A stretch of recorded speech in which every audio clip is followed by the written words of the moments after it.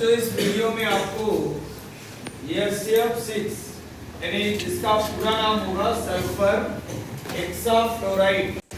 यानी हेक्साफ्लोराइड का मतलब हेक्सा का मीन होता है 6, यानी जो नंबर ऑफ फ्लोराइड आयंस है वो क्या है 6 है। इसकी स्ट्रक्चर को कंफर्म करना है, पहले तो हाइब्रिडाइजेशन पता करना है कौन सा संकरण होगा और बाद में आपको आकृति स्पष्ट। सरलता से आपको ये पता है कि इसका सेंटर एटम कौन है, सल्फर।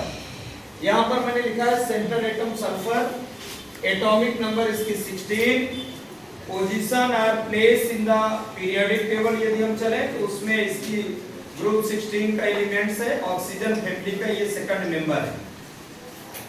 आपको पता है कि इसका इलेक्ट्रॉनिक कॉन्फ़िगरेशन जब हम लिख रहे हैं तो इसके आउटर शेल में जो इलेक्ट्रॉन्स आ रहे हैं वो कितने आ रहे हैं, यदि इसको हम थोड़ा सा बोरबरी के नियमानुसार इलेक्ट्रॉनिक विन्यास को लिखें तो यहाँ पर आपका आ जाएगा कितना 2 8 और उसके बाद क्या होगा 6, यानी जो बैलेंस सेल है उसमें बैलेंस इलेक्ट्रॉन्स की नंबर कितनी आ रही है 6 आ रही है। अर्थात ये 6 बॉन्ड्स मैक्सिमम बना सकता है। जो आप देख भी रहे हैं बीच में मैंने सल्फर को लिखा और चारों तरफ यहाँ पर 6 sigma bond single covalent bond बना के 6 फ्लोरीन एटम्स को अटैच करना। स्वाभाविक रूप से इसमें कोई लोन पेयर नहीं है। संकरण के लिए मैंने फार्मूला बताया था कि संकरण is equal to sigma bonds plus lone pair of electron. तो सिग्मा बॉन्ड्स की नंबर 6 आ रही है, Np की 0 है, 6 में 0 ऐड करेंगे 6 आएगा। 6 आएगा मतलब संकरण का जो टाइप है वो sp3d2 होगा। एक s 3 p कक्षक और 2 d कक्षक। यदि सभी को जोड़ दिया जाए ऐड किया जाए तो 6 आता है। अर्थात हाइब्रिडाइजेशन का जो टाइप है sp3d2 हो। अब हम जब इसकी अवस्थाओं का वर्णन करेंगे तो सीधे पहले ग्राउंड स्टेज आएगी। ग्राउंड स्टेज में आपको पता है कि 3s में कितने इलेक्ट्रॉन्स फिलअप है 2, इसके बाद इसमें कितने हैं 4, अर्थात यहाँ 2 करके यहाँ कितने कितने करना है आपको 1 और 1। अब यदि हम ये देखें कि मेरे पास अनपेयर्ड इलेक्ट्रॉन्स की नंबर कितनी है तो 2 ही आ रहा है। आप सभी को जानकारी है कि सल्फर 6 फ्लोरीन एटम्स से जुड़ा हुआ है, यानी बॉन्ड्स बना रहा है। 6 बॉन्ड्स बन रहे हैं, ये नंबर ऑफ सिग्मा बॉन्ड्स देखें तो 6 है, अर्थात 6 आयुग्मित इलेक्ट्रॉन युक्त ऑर्बिटल्स भी होना चाहिए। मेरे पास केवल अभी 2 ऐसे ऑर्बिटल्स हैं, 2 ऑर्बिटल्स हैं जिनमें अनपेयर्ड इलेक्ट्रॉन्स हैं।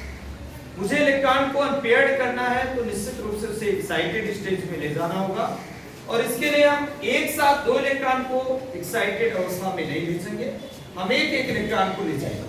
पहले यहाँ 3px का एक इलेक्ट्रॉन एक्साइटेड होगा, यहाँ आप पहले 3s के दोनों इलेक्ट्रॉन लिखेंगे पेयर्ड, इसका एक इलेक्ट्रॉन नेक्स्ट उसमें जाएगा तो यहाँ पर आ जाएगा 3d। ये अनपेयर्ड हो गया, एक इलेक्ट्रॉन उसमें चला गया, मैंने लिखा फर्स्ट एक्साइटेड स्टेज। अभी भी मेरे पास अनपेयर्ड इलेक्ट्रॉन्स की नंबर 1 2 3 4, अर्थात 4 अनपेयर्ड इलेक्ट्रॉन्स युक्त ऑर्बिटल्स हैं। अभी हमें 2 ऐसे ऑर्बिटल्स चाहिए जिनमें आयुग्मित इलेक्ट्रॉन हो। इसके लिए आप क्या करेंगे, इसे भी एक्साइटेड कराएंगे, इसे एक्साइटेड कराएंगे तो यहाँ कितने इलेक्ट्रॉन्स बचेंगे 1। इसके बाद सभी इनमें कितने कितने हो गए 1 1। यहाँ आप लिख सकते हैं इसको 3p, यहाँ भी 3p लिख देंगे और ये 3d मैंने शॉर्ट में लिख दिया और ये इलेक्ट्रॉन 2 आ गए, यानी एक आ गया 3d xy में और दूसरा चला गया क्या 3d yz। यहाँ पर कोई इलेक्ट्रॉन नहीं थे पहले ग्राउंड स्टेज में।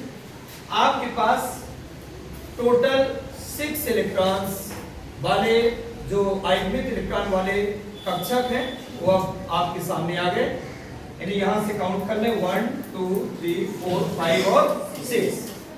अब आपको संकरण का टाइप यहाँ शो कर देना है 1 1, सभी में अनपेयर्ड इलेक्ट्रॉन्स आप फिलअप करेंगे और यहाँ से आप इसको इस तरह से थोड़ा सा ब्रैकेट के अंदर लिख सकते हैं और यहाँ कौन सा हाइब्रिडाइजेशन हो रहा है sp3d2, ऐसा आप लिखें। लास्ट में आपको ओवरलैपिंग स्टेज बनाना है। पहले तो सभी में सिंगल सिंगल इलेक्ट्रॉन फिलअप है, इनको भर दें, फिर इसके नीचे अपोजिट स्पिन में एंटी क्लॉकवाइज रोटेशन में इलेक्ट्रॉन्स को आप लिखेंगे और इनके नीचे आपको लिख देना कि आप फ्लोरीन, यहाँ भी हो जाएगा F, यहाँ भी F और 6 फ्लोरीन एटम्स लिखना है। बात रही आकृति की, तो थोड़ा सा आकृति यहाँ बना रहे, थोड़ा सा उसका आकार छोटा रहेगा, बाकी आपकी समझ में बात बहुत सिंपली बात ये है, सिंपल बात है और तुरंत समझ में आएगी। एक यस का भाग ले रहा, अर्थात यस की शेप कैसी होती है बच्चों, गोलाकार। एक्सिस कितने इसमें खींचेंगे आप, 3, कौन कौन से, एक्स वाई और जेड। पी के कितने लेना है, 3, तो पी के हम तीनों को एक साथ बना सकते हैं, चाहे आप अलग अलग करें या तो एक साथ। एक बार एक साथ बनाने के लिए आप प्लस साइन बना लें और उसके बाद एक एक्सिस इनके बीचों बीच 45 डिग्री के कोण पर यहाँ पर आपको लोब लगा देना है।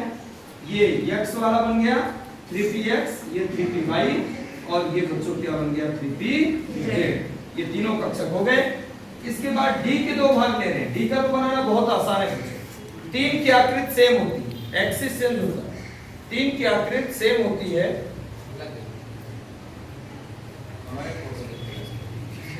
3 की आकृति क्या होती है, सेम, अर्थात इसमें आप एक प्लस यहां बनाएंगे और फिर प्लस छोटा बनाकर के एक प्लस यहां करेंगे। जो लोब्स को करना है तो ये कार्नर्स में आपको करना है यहां पर, और इस तरह से इसकी आकृति को बहुत सहजता से आप बनाते हैं। इसमें भी आपको यही कार्नर्स यहां पर लोब्स लगा देना है, यहां भी लोब लगेगा और इनके नाम यदि आप लिखना चाहते हैं तो ये 3s है बच्चों, ये आपका 3px, 3py और कौन है 3pz, और यहाँ पर ये है 3d xy। तो xy का मतलब इसको समझो, यहाँ x यहाँ y लिख देना है और उसके बाद दूसरा आपका 3d by z, अर्थात यहाँ z लिख देना और यहाँ क्या लिखना है y। तो इस तरह से इस वीडियो में आप इसकी आकृति को स्पष्ट करेंगे। छोटा सा और काम रह गया कि अब इनको सम्मिश्रित करेंगे तो कितने आर्टिकल्स बन रहे हैं, काउंट कर ले आप, 1 2 3 4 5 और 6। यहाँ पर 6 आर्टिकल्स हाइब्रिडाइजेशन कर रहे हैं, यानी संकरण कर रहे हैं। तो जो संकरण के आफ्टर न्यू हाइब्रिड आर्टिकल्स बनेंगे उनकी भी नंबर 6 होगी। संकरण के रूल को आप अच्छी तरह से पढ़े हैं कि जितने कक्षक भाग लेते हैं उतने ही नए संकरित कक्षक बनते हैं, यानी भाग लेने वाले कक्षकों की संख्या बनने वाले संकरित कक्षकों की संख्या क्या होती है, बराबर होती है, यानी समान होती है। अगले वीडियो में मैं इसकी जो फाइनल शेप बनेगी वो बता दूंगा, थोड़ा सा इसमें स्पेस कम है इसलिए नेक्स्ट वीडियो में बताऊंगा।